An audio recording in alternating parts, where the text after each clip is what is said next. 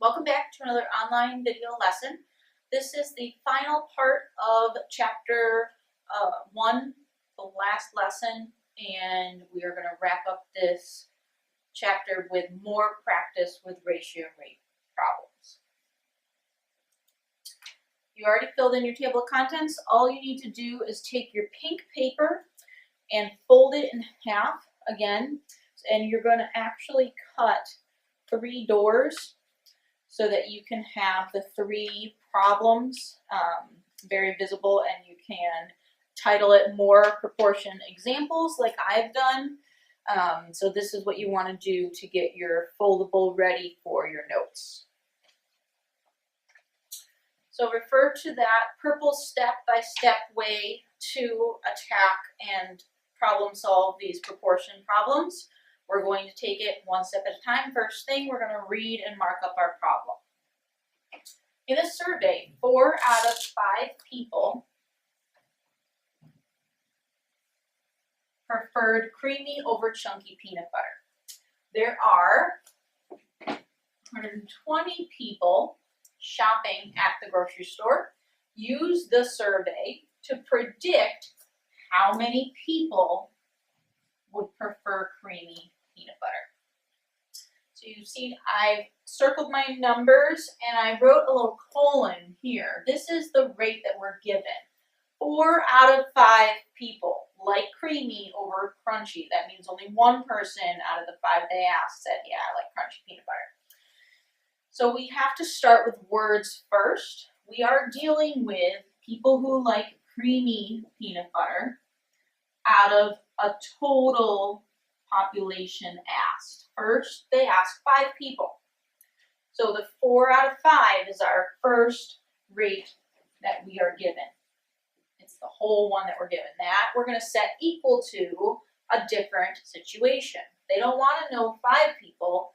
They want to know out of the whole store how many would like creamy. So that 120 goes on the denominator because that's what's talking about the total number.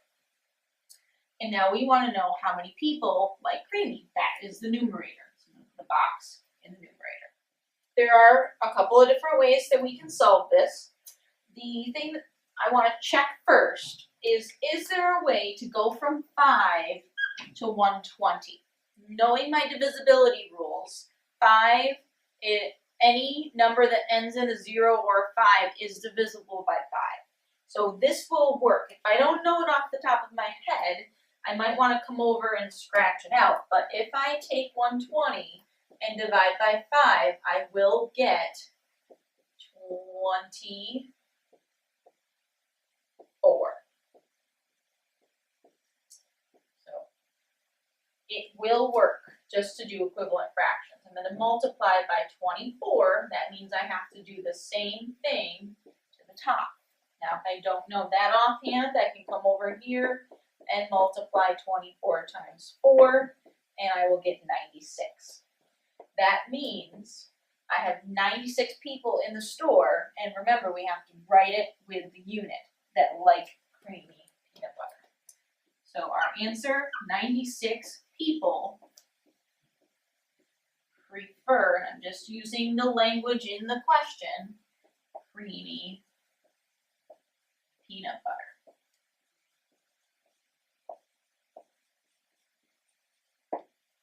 First example's done. Go ahead and try this one first, and then we'll pause the video and resume play, and I'll walk you through what you did, and you can make any corrections if you need to. Here's the question. There are 810 calories in 3 scoops of vanilla ice cream.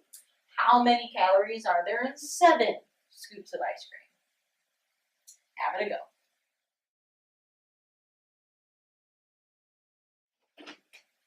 So reading the problem and marking it up should have your numbers circled as well as the context. And then we are wanting to know how many calories. That's what we're finding. And we also know that it's not 3 scoops, we want 7 scoops. So our words first will be calories over scoops. knowing what we are given, the entire rate is 810 over 3.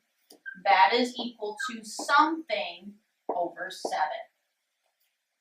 Now here's where it got maybe a little tricky for you, what to do now. Is there a way to go from 3 to 7? Now by multiplying, yes, you can add, but we need to either multiply or divide.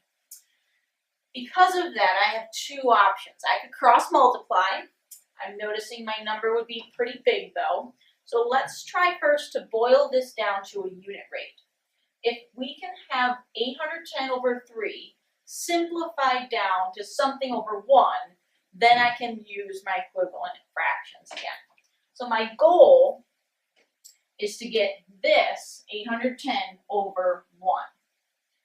And that we now could use equivalent fractions for. So we want to know how many calories for 1 scoop of ice cream, and then we'll multiply by 7. And to do that, here's my original rate. We are going to be dividing by 3 over 3, remember, to get that denominator to be a 1. So we have to figure out what 810 divided by 3 will be. So 3 times 2 is 6. Get a 2, bring down the 1. 3 times 7 is 21. Wonderful, yay, it works out. We do need that 0 place value holder. If you remember, I have to bring this 0 down, and 0 times 0 is just 0. At that point, we're pretty much done, but you do need 270, not 27. So there are 270 calories in 1 scoop of ice cream. Now we can do equivalent fractions because anything times 1 is itself. So we're going to multiply by 7. Now we might not know that off the top of our heads, so let's come over here and we're going to multiply 270 times 7, and we get 49, and 14 plus 4 is 18. So our final answer is 1,890 calories. Remember, you have to write the answer with the unit in 7 scoops of ice cream. Now, you didn't need the 7 scoops of ice cream, but at least you should have that calories as the unit. We got one more to go. Just so you know why the letters are where they are, I actually stole these from your workbook. So if you peek at the got it's, we have done got it A, C, and now we're going to finish with D. Yes, I did skip B on purpose. You could try that for even more practice if you wanted to. So again, let's take a moment, try the last one on your own, and then push play when you're ready to check it over with me. So let's read and mark up the problem. While resting, a human takes in about 5 liters of air in 30 seconds. That is the rate that we are given, 5 every 30. At this same rate, I'm going to draw an equal sign. That is the key word that tells us we're going to be dealing with a proportion.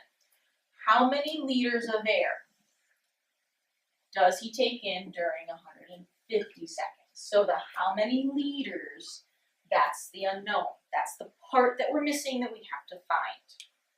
We've marked up the problem, words first. We are dealing with liters and seconds. So my liters are going to be in the numerator, seconds in the denominator. Our first ratio, 5 to 30. That's going to be set equal to another equivalent ratio where there's unknown. We don't know how many liters, but we do know it's 150 seconds. Now, first, I always like to check, can we just use equivalent fractions? Yes, we can. 3 times 5 is 15, so 30 times 5 is 150. What you do to the bottom, do to the top. And this multiplication is easy. We have a 25 for our unknown part. Again, the answer has to be written with the unit. We are going to practice this more tomorrow. I hope you have a great night. Again, if you want extra practice and you have your math workbook, you can always go and do Got It Be. Have a good night.